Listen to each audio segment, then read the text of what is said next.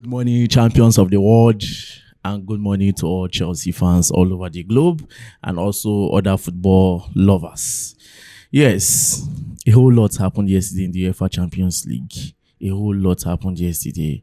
Yesterday was one funny night in the UEFA Champions League that I was even scared that who will not come out with the 3 point, but thank God that Chelsea came out with the 3 points, which is very, very important. And I'm here to tell you how important that 3 point is and how important Casaido goal was to the team.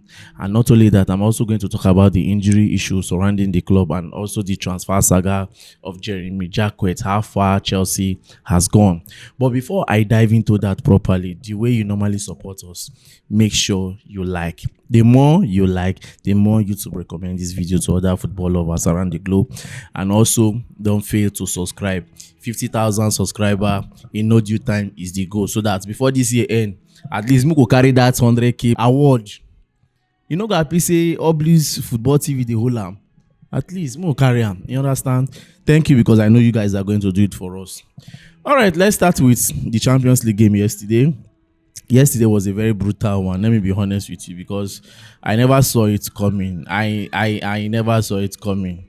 The UEFA Champions League yesterday, I never saw it coming, because we were expecting Chelsea to do justice to Pafos. Though we know how Pafos can be stubborn when it comes to playing big teams, and we know how they will tend to present themselves, or how they will tend to bring out themselves against teams like Chelsea.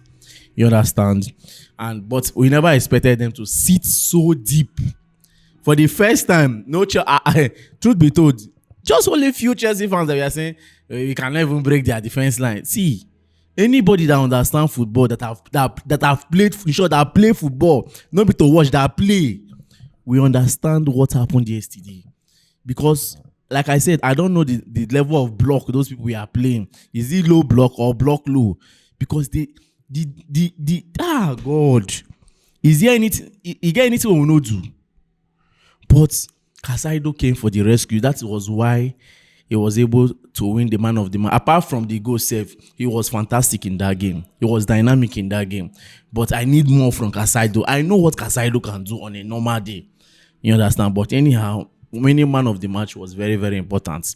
And he suits the preference of the game. He was well awarded for that game, scoring that goal. Now let me tell you how important that goal is to us. Had it been Chelsea drew against Pafos, I wouldn't be here. I'll be here murmuring and grumbling and even crying, because before we play Pafos, we were at 10 points, if I'm not mistaken. We were at 10 points before we play Pafos, and we were at 10 points sitting at number 14. Napoli drew to Copenhagen 1-1. And coupled with other people ahead of us, we knew that we can't afford to draw to Pafos. To say we draw to Pafos, we for there around us those kind 16, or let me say we for there around 15, 16, which is not making sense, even though we go see enter the playoff category. But playing playoff for you to survive in round of 16 is not making sense. Playoff is stressful. It's very, very stressful. That time where you go use the rest, they prepare for round of 16, you can't use and they go play playoff. It's very, very stressful. You understand?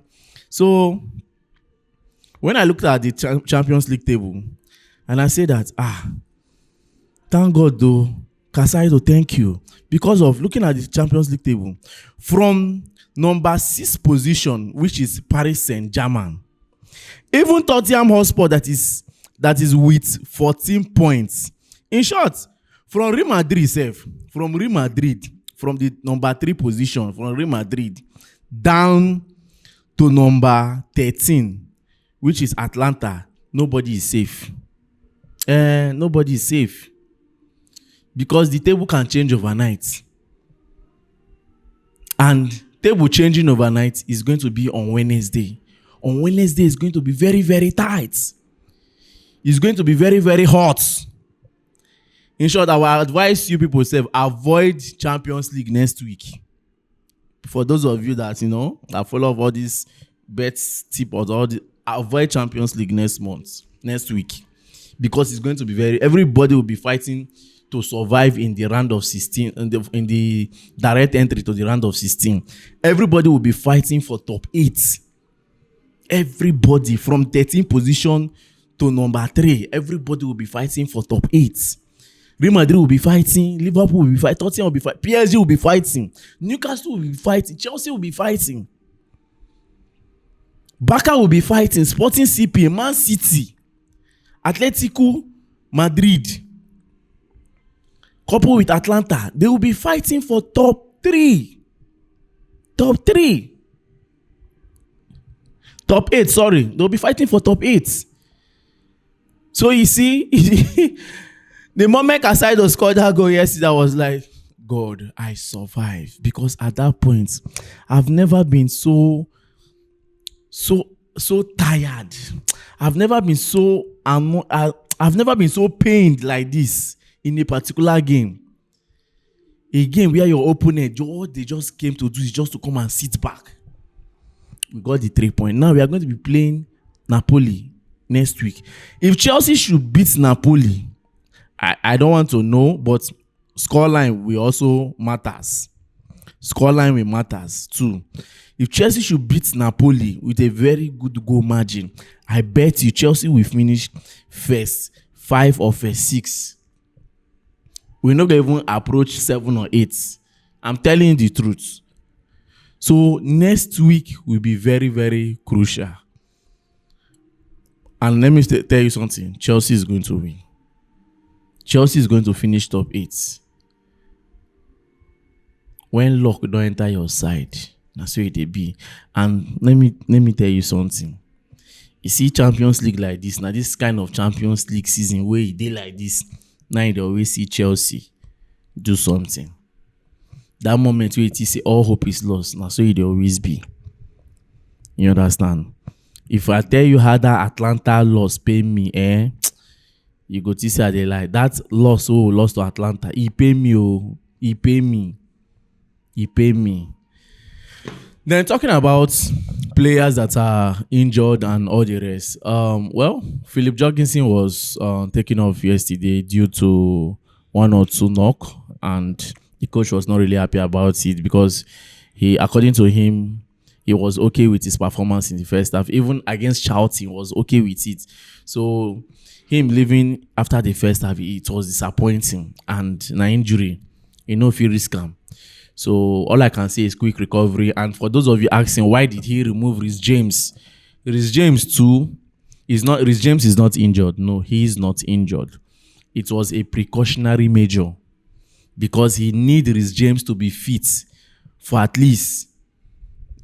He need him to be fit because he needs somebody like Reece James, according to him, in most of his game. So he wants him to be fit. That he have a game to play on Sunday and on Wednesday. We are playing Crystal Palace on Sunday. We are playing Napoli on Wednesday. To tell you how tight the fixtures are.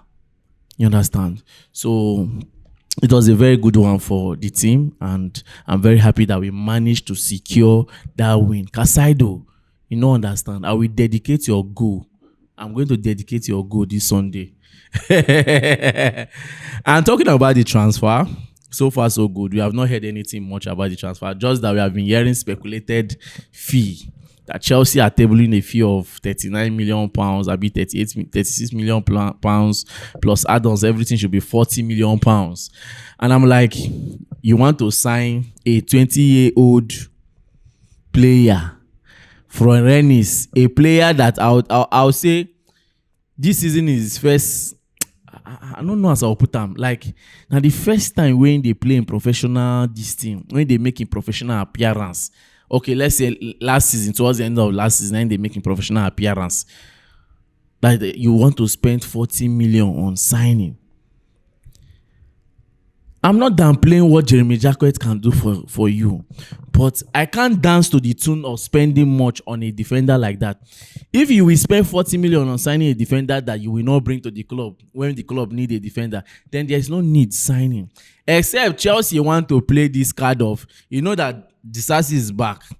You remember what I told you guys about this Disasi and this center back of a team that Chelsea need? Except Chelsea want to do it the other way around too. if they decide to sign Jacquet and loan him back to Rennes and decide to bring Azer Disasi back and say he's the center back, the other way around too, maybe they'll look towards the angle of Mamadou Sarr to bring Sarr to this to the team this January and send Disasi to Strasbourg so that he get enough game time so that we can make good profits from his sales. If not, they should forget about it.